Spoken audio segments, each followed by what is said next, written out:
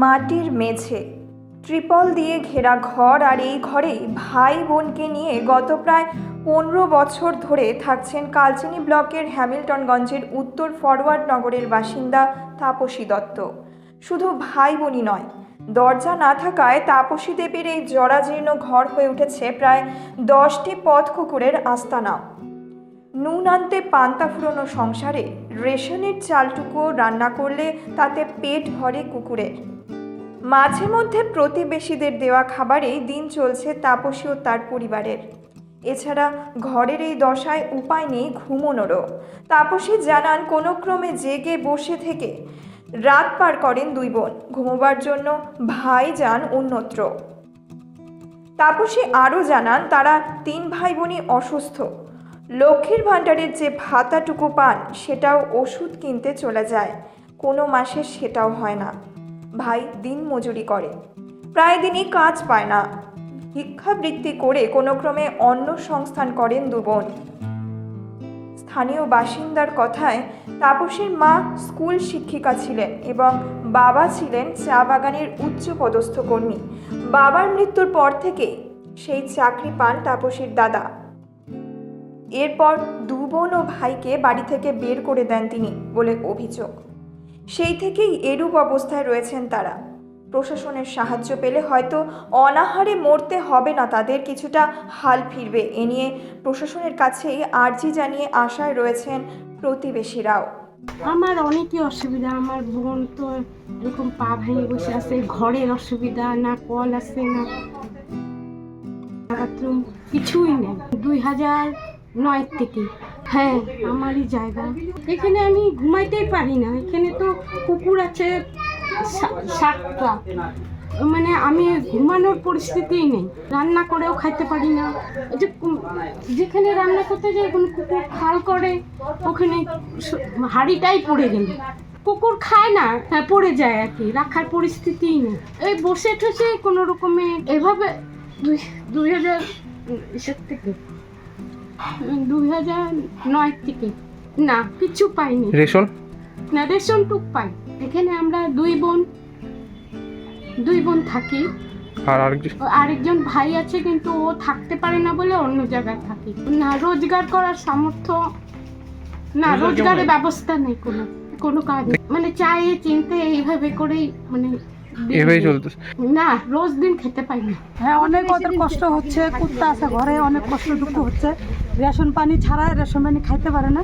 এগুলো অন্য গরু ছাগল হাঁস মুরগি এসে খায় নেয়। এগুলো অনেক কষ্ট হচ্ছে। এদের কল নাই, ইলেকট্রিক নেই, বাথরুম নেই, কিচ্ছু নাই। অনেক কান্দাকাটি করে, অনেক কিছু করে, আমরা অনেক সাহায্য করি। নিকেল কী করবো, আমরা গরিব, ওদেরকে কিছু করতে পারতেছি না। এইভাবে চলে কুকুরগুলো রাস্তাঘাট থেকে আসতেছে। হ্যাঁ এখানে থাকে, দরজা নাই, কুকুরগুলো ঢুকে যায় ভিতরে, না কোনো সাহায্য পায় না।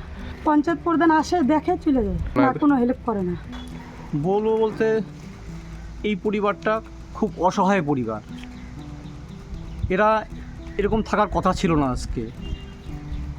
এর বাবা মা ছিল চাকরিজীবী বলতে মা ছিল আটিয়াবাড়ির প্রাইমারি স্কুল টিচার, আর বাবা ছিলেন হচ্ছে আটিয়াবাড়ি বাগানের একজন বাবু স্টাফ।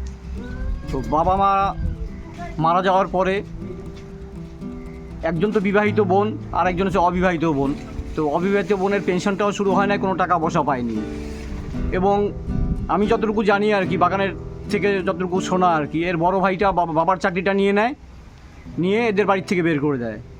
তার পরবর্তীতে এখানে প্রায় আজ থেকে এরা 2008 কি 9 বোধহয় এখানটায় একটা এই ছোট একটা জায়গা সবার সাহায্যে একটা এই জায়গাটুকু করে নিয়ে একটা ছোট ঘরের মতো করেছিল। তো চারদিকে প্লাস্টিক বেড়া, এইভাবে চলছে।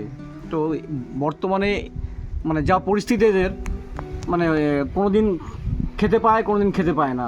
চেয়ে চিনতে যতটুকু হয় ততটুকুই খায়, রান্না করার মতো ঘরে পরিস্থিতি নাই। এখানে 8-10টা কুকুর থাকে, কুকুরেরই বাড়ি ঘর হয়ে গেছে। আপনারা তো দেখছেন এখানটায়, এটা কুকুরের জন্য কেউ ওরা ঢুকতেও পারে না ঘরে, রান্না করতে পারে না, রাত জেগে বা বসে কাটায়। এর মধ্যে একটা বোনের এই কয়েকদিন আগে, 3-4 দিন আগে